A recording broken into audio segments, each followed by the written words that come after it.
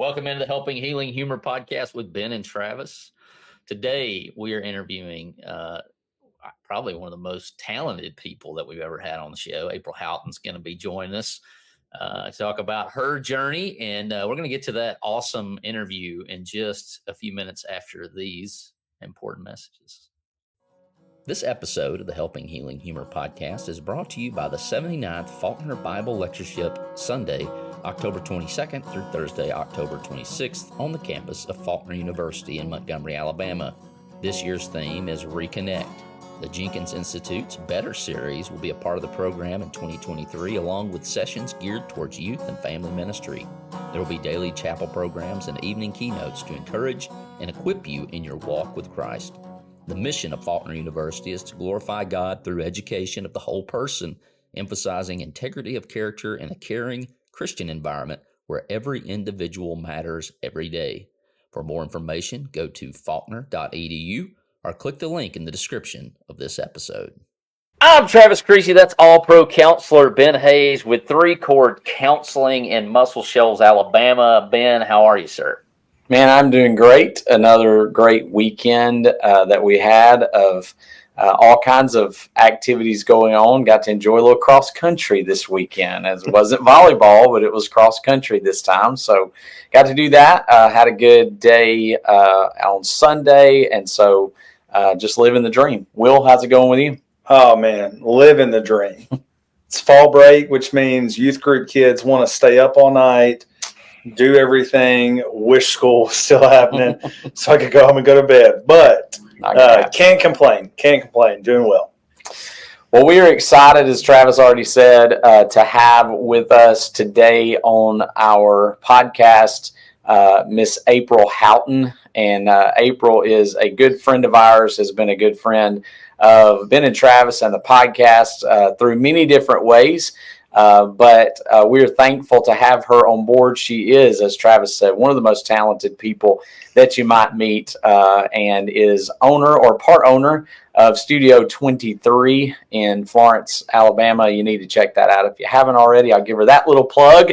But April, it's great to have you on board with us today. Thank you so much for having me. I appreciate it. And had I known there was going to be such a big space of this showing, I would have actually cleaned this a little bit better for y'all. But you're getting real life right now, so sorry about that. That's just what it is. You're working. You're always got your hand in something, doing something. It seems like, of course, for those of you who know April, then you probably are aware that things have slowed down a little bit as far as the work is concerned over the last, maybe a lot, over the last couple of weeks due to some things coming up. So I guess we'll just start with April. Tell us a little bit about what is going on with you right now. Well, I think sometimes people will say life gives you lemons and you make lemonade. Well, right now we're just sitting in the lemons because unfortunately, but it's going to get better. August 3rd, I was actually diagnosed with breast cancer. Invasive ductal carcinoma is the medical term. I just call it breast cancer because that is what it is. It was definitely not on the radar. It was not something that I think any of us saw coming. So that's kind of where we're just kind of treading water right now. And that's okay, because I believe there's a season for everything. So that's kind of where we are. Okay. So a lot of things, like I said, that kind of slows things down with work and everything else. You are super busy with that. You've also are a volleyball referee. You keep the book for volleyball, and you have 7 kids. So, I mean, there's, you don't have much going on, but certainly that has put a halt to some things, not to being a mom though. So very much still involved in those things. So April, just kind of walk us through a little bit about how that all sort of transpired, maybe some things even that you've learned in retrospect now that might help somebody else that's going through that. Sure, absolutely. So number one, just so everyone knows, I deal with things with humor because that's just what I've grown up with. My father's a preacher of 50 plus years. Our whole family's been in the church for years, but I deal with things with humor because I don't know, laughter the best medicine. I kind of think it's true. So if I say something, know that it's in good favor with good laughs with it. But honestly and truly, this all started because I had shingles. Now, I've had shingle issues since I was 18 years old and had stress issues when I went to college. I was not a college kid. I did not enjoy it. I loved the social of it, but I hated actually having to go to class. So I had my first bout of shingles, and at 43 years old, I had another bout of shingles. Dealt with it before, but I had one infected shingle that I could not get rid of. And I thought, good night. I am going to have to go to the doctor and get medicine. I loathe going to the doctor. I'm sure people love it. I hate it. I will do everything in my power to avoid it. But I knew I needed to, so I made the call. I'm like, I'm going to tell them what I need because I know what's happening. So sure enough, they get me in. She looks at it and goes, you definitely have an infected shingle. I'm like, I know I do. You're welcome. I knew it. So just give me the antibiotics. I'm good to go. And she's a nurse practitioner that's local. And she goes, hey, I'm looking at your chart. You haven't been here in 2 years. Let me go ahead and do your breast exam. And I was like, nope, I'm good. Thank you. Just need my medicine. I'm great. Gotta go. Kids, gotta get going. And she goes, April, let me do it. You're right here. And I'm like, fine. So, like you said, I've had 7 kids. I nursed all 7 of my children. I have what is affectionately known as, well, I did. I don't anymore. But I had fibrocystic breast is what they're called. So everything just feels like rocks, everything. So nothing feels different. That's just what it is. And so she's doing her exam, which I know men have exams also. I don't know if that happens in a man exam. Usually, probably not, but I actually know 3 men who've had breast cancer before. So yes. I know there's got to be some kind of exam that a man does. But so she does an exam and she gets to one side and goes, man, this is really hard right here. I'm like, okay, great talking. Let's get out of here. And she goes, let's just go get a mammogram. Let's just make sure. And I'm like, oh my stars. This is a waste of my time. So I'm sure you can see where I'm going with this. I go get a mammogram. They send me in for the biopsy the next week. And they said, and this is exactly what happened. I go in for the biopsy, and this sweet nurse, we'll call her Jackie. That's not her name, but we'll call her Jackie. And she was, April, call tomorrow at 3:00, and I will give you your results. I'm like, awesome. Good talk. Have a great day. I'm done with this. So I come home. I'm working in my shop. I have lasers. You can see some of them behind me. Lasers. And then not lasers. They burn stuff. It's awesome. So I'm in my laser shop and actually have my great nephew, little Beckett, with me. And he's 18 months old and he's just a joy. And he's playing around in the shop and just running around everywhere. And I went, oh, it's 3:30. I need to make this call really quick. So I call and Jackie answers. I said, hey, it's April. I was wondering if I can just get my results. And she goes, just a minute. So put me on hold, came back. She goes, yeah, what's a great number to call you back at? And I went, I have breast cancer. Because nurses can't tell you that. The doctors have to call you. And she said, I will give you your results. I totally remember her words. So I was holding Beckett and I was by myself with just him. And I thought, okay, I'm just going to take a moment because that's not good. Don't jump, April, but just prepare yourself. So he called me. The doctor called back in about 20 minutes and confirmed it was breast cancer. And I was holding Beckett, and he's just laughing and playing, not a care in the world. And I was determined not to make any shocking moves or anything or any shocking sounds because I didn't want to scare him. And that was the first blessing through all this. The second blessing. First blessing was shingles. Second blessing was because I had Beckett with me. And so I wasn't over the top. I wasn't I really just had no reaction. When the doctor said, Ms. Howton, it is cancer, I literally said, well, that sucks. That was it. And he goes, excuse me? I was like, you have a really bad job. And he said, it's not always bad. I was like, yeah, but that just sucks. That part of it's bad. Yeah. I made him feel really bad about his job. And he said, but do you have questions? I said, no. I mean, what am I going to ask? And he's like, I don't know. I just feel bad. I was like, well, you should, because that's a bad job to have. So I think I really made him feel bad. But anyway, that was where our journey began. So when you're told, and Travis, you can go with me on this, when you're told you have cancer, you just all of a sudden get all these information and all these words thrown at you so fast and so furious, and you're thrown from this appointment to this. It's a whirlwind. And so my first thing, once I I was like, okay, this is what it is. I went right back to work because I'm like, what am I supposed to do? My husband was driving home from work. I was not about to call him and tell him that over the phone. So my kids were all, at school and everywhere, volleyball and tennis and everywhere. And I was like, I'll just wait. So my first thought was like, I've got to tell my family. And I knew that if I presented things okay, that they were going to be okay. Does that make sense? Mm-hmm. It's kind of like you have this is horrible. When we all have them. Let's just be that one Debbie Downer friend where you're going to tell them and they're going to bring everybody down no matter what.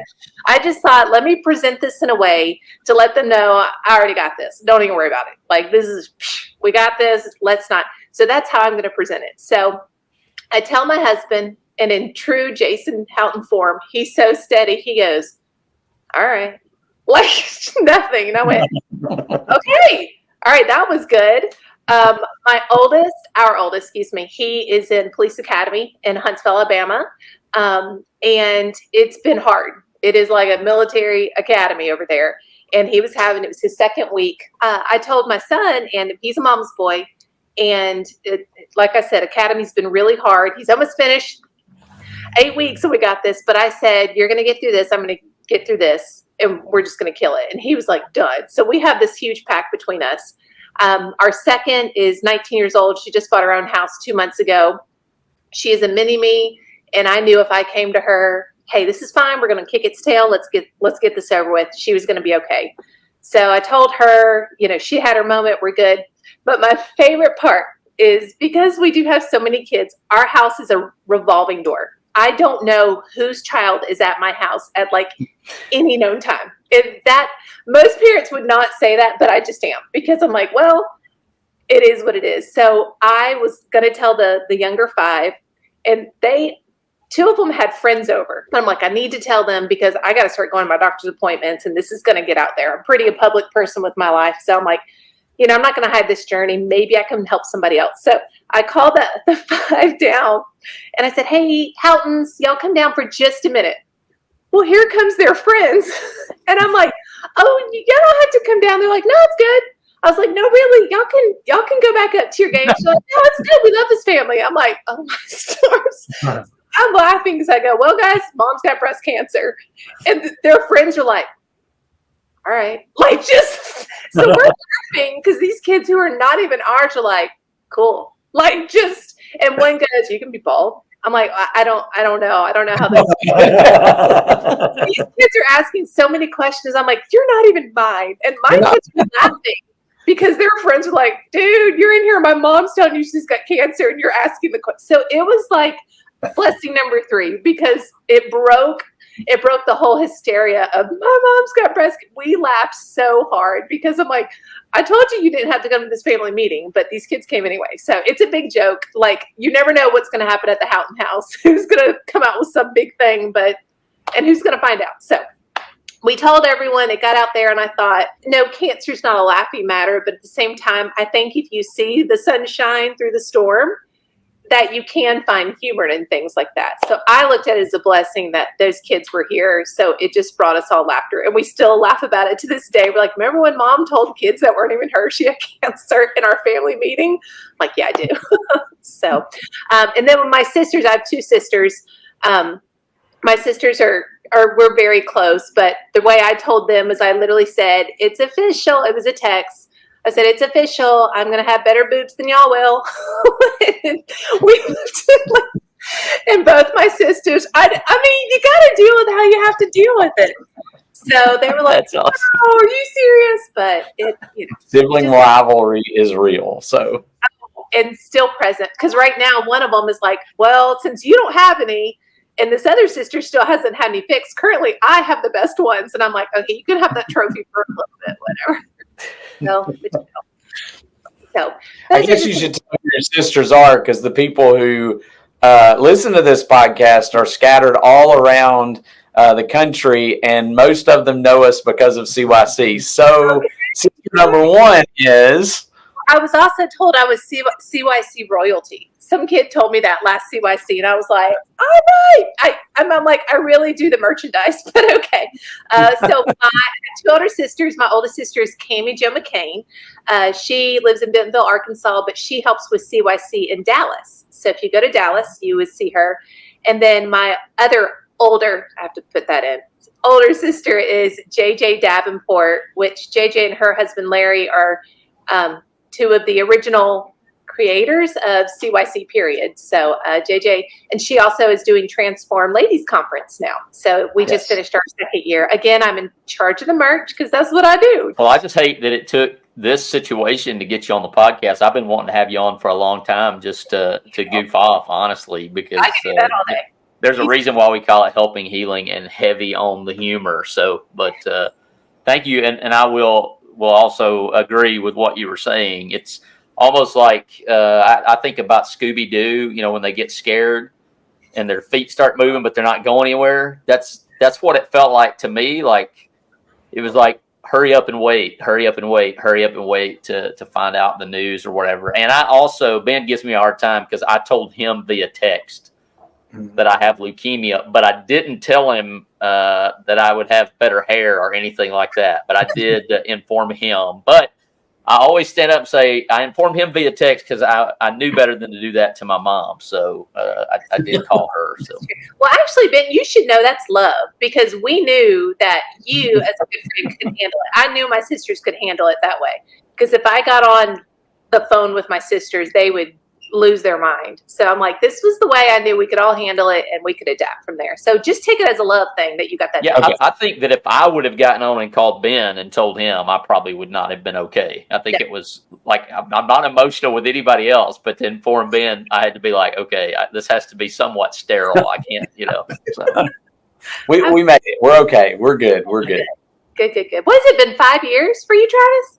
It'll be 5 years tomorrow, Monday. So. That is awesome. Yeah. Oh, I love it. The Ministering to Youth Conference, better known as M2Y, is taking place this year on November the 2nd through the 5th on the campus of Heritage Christian University in Florence, Alabama. This conference is designed for anyone who has a heart for today's youth. There are classes designed to help deepen your faith and knowledge of God's Word, as well as specific topics to help you better understand the culture our kids are having to navigate today. Ladies' classes and classes designed to help the leadership of the church as it pertains to the youth ministry are also available. Of course, there is also plenty of free time to enjoy each other's company and brainstorm about ministry. That alone is worth the trip. So whether you are a full-time or a part-time youth minister, elder, deacon, parent, or volunteer, there is something for you at M2Y on November the 2nd through the 5th, 2023 at Heritage Christian University. You can register now at m2yconference.com. So you are still in the process. So you want to tell us, kind of inform us what your next steps are, you know, what we could specifically pray for you and your circumstance. Absolutely. So August 3rd is when I found out, I was told, and September 25th, so I'll be 3 weeks tomorrow, I had a bilateral double mastectomy.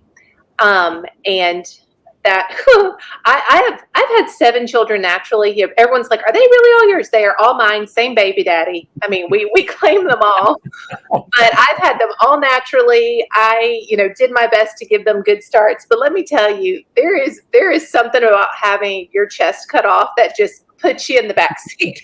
I thought, I have ran, as someone who runs, Ben knows I used to be a huge runner. I've ran 6 marathons. I've done an ultra. I can't even tell you how many half marathons I've done. And I've done some hard stuff. I've walked on fire before. I've skydived. I love adrenaline rush, junkie. And you get a mastectomy and it's like, nah, that marathon was so easy. Never mind. Like everything I thought I'd mentally prepared for, it put me in the back seat. So I did. So 3 weeks tomorrow. It'll be 3 weeks tomorrow since I've had a mastectomy. And again, when you have to make these choices, a lot of things are thrown at you. When we found the cancer, the whole thing was, okay, we can take it out, but you have 2 other tumors in this side. They're lighting up with the MRI, but we really think because of all the cysts and things you have, it'd be best to get this double mastectomy. And I was like, I don't want a chance of this. Just take them. I'm currently actually 4th generation breast cancer. but I do not have the mutation genes that all the other women have. Mine is literally was a rogue gene. I just like to be an overachiever, apparently. But I don't know what in the world. But my aunt, they were all what you call BRCA2. So it's these gene mutations that you look for, and it gives you a higher chance of having breast cancer. So my grandmother, her sisters, my aunt, they all had this gene. So I get tested, nada, nothing. It's just April's like, hey, let me have this rogue hormone. Mine is a hormone cancer. So, overachiever all the way.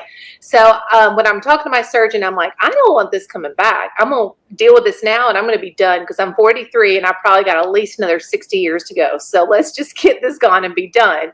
So he's like, absolutely. He goes, your margins are great. I'm not even worried about this. Let's take care of it. Well, women, you do have the option to have a reconstruction surgery at the time of your surgery. So what they do is your surgeon comes in, takes all the tissue out, and then comes in a plastic surgeon. And I'm just going to call you, it's called an extender. I call them Ziploc bags that are horrid because they're horrible. But a plastic surgeon comes in and puts these Ziploc bags inside of you.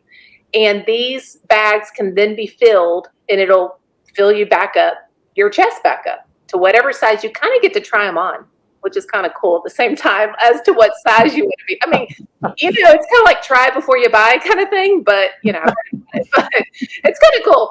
But so you go in and they start these things called expanding, and you literally get to whatever size you want to be. And then they'll go back in with one more surgery. They'll take out expanders and put implants in. So you have all these things coming at you that are like, do this, be this, and you're just trying to make the best decision you can. But so for me, I thought, this is what I'm going to do. I'm going to do that. So, because I feel young and I still like to, be active and things like that. And I still would like breast. So I'm going to try this. So that is what the surgery I chose to do. Now with my margins being clean, what we thought we're going to do this, do this, do this. And then come December, I'm done. Cancer's behind me. Here we go. So I'm home one day and my surgeon calls and, how are you doing? And I'm like, this is horrible. Let me just be honest. This is absolutely horrible, but we're going to make it. And he says, I'm so sorry, April. It is in your lymph nodes. And I was like, no, it's not. Literally. He goes, yes, it is. I said, no, it's not. You don't do this. You told me they were going to be clean. And I didn't quote him on it because I knew he didn't have to say, but so I do have it in my lymph nodes. So I told my husband, I'm literally going to keep playing the cancer card, which Travis, you should still be good to play yours, even though yours is gone. I think. Don't worry, he does. Jenny. I think you should always be able to play it, if you ask me. But so I did have it in my lymph nodes, unfortunately. So now comes the thing of what to do to get rid of this cancer. So I went to an oncologist, which oncologist is chemo and hormones. And I didn't know all this. If you have to have radiation, you have to go to a radiation doctor. And I'm like, I just thought they all did the same thing. They don't, by the way, another thing learned. So I did have a meeting with my oncologist. Thankfully, my score was really low, so I do not have to have chemo, but unfortunately, I do have to have radiation. So I have it, which I really, and I don't know the cartoon, but there's this mad scientist with crazy hair and a white lab coat, and he's always, I don't know, I wish I could remember the cartoon, but every time I see my radiation doctor, I think of that cartoon, and he opens his mouth and I think he should sound like this cartoon. He doesn't, but he's very, very dry humor. Amazing what he does. But I'm like, are you sure I need this radiation? And he's like, April, yes. I'm like, let's talk about this. Are you? April making doctors feel bad one doctor at a time. Like, you're a liar. Your job stinks. I mean, everything about you. I mean, but they love me, right? I bring them cookies. So technically, I'm one of their parents. I know. I'm like, I'm going to tell them how bad a job you're doing, but I'm going to bring you some gingerhead bakery cookies. So I kind of make up for it. But so anyway, where we are is actually tomorrow. I have another appointment and they're going to start expanding. So we'll see how that goes. Once you're expanded, I'll go to radiation. I have 25 treatments, 5 weeks, 5 days a week. And then after that, next summer, if everything goes right, I'll be able to take my Ziploc bags out and actually get the implants in. And then, Lord willing, say we are done with cancer and done, because look, it's very tiring. Yes. Yeah, it just sits you back. And I will say this, if I can find the sunshine in it, it has truly made me grateful for small things. One of my very good friends, again, the humor, but dead seriousness, one of my very good friends sent me a bidet in the mail. And I was like, no, I don't need, that's gross. That Jason installs it. All of us will only use that bathroom now. The whole entire family. So much so that I was directed to buy more bidets for the rest of the toilets in our house. And did I? Yes, I totally did. I was like, that was the best thing ever. And all of the family comes out and they're like, have you used that? You're like, everyone was scared of it at first because we're like, oh, no, that's gross. Now we're all like, that's the best. So, small little happy things can come out of bad things. And I'm like, now all of my toilets will have bidets in my house. Not only bidets, but I even bought one that's heated water. So, but it's little things you learn. So you just got to find the happiness in it all. Well, it's that humor, right? And I think that was such a big key to my whole situation, as I had plenty of goofballs, two of which are on the screen. Before we let you go, I want you to let us know how we can keep up with you and your journey, whether that's TikTok, Instagram, or whatever you want to share with us. We'd love to have it, and then we'll let you go. I appreciate that. So I'm on Facebook because I'm old, and that's what us old people do apparently, but it works. So I'm April Howton on Facebook. I will say this, and this is not, I apologize, I can't friend anybody because unfortunately Facebook makes you only have a certain number of friends, and I reached that limit a while ago, but you can still follow. My page is open, so you can always follow me. But please forgive if I don't friend you. I have many people, they're like, friend me. I'm like, I can't because I don't know who to delete. So I just like, follow me. I'm there. I'm also on Instagram, and it's April Howton there on Instagram. I post on my stories. They're both kind of connected, so you might see some of the same stuff. But I love stories too, and I love getting stories from ladies that are going through cancer and those that have been through cancer. Some of my best walks with this are ladies who experienced it 20 years ago, and things are way different than what they had to do to what I'm doing now. But I look at them and I'm like, all right, they made it. They're fine. Life is back to because you think, will this whirlwind stop? Because I'm just like, I just need it to stop so I can do an order, or I want to fire up my laser so bad, but I can't even lift the wood right now. So it's like learning the patience of things. But, I look at those women that are years out and I'm like, okay, my time will come, and I'm just in the limbo stage right now. So that's okay. So I'm learning a lot of lessons. Some I want, some of them I don't.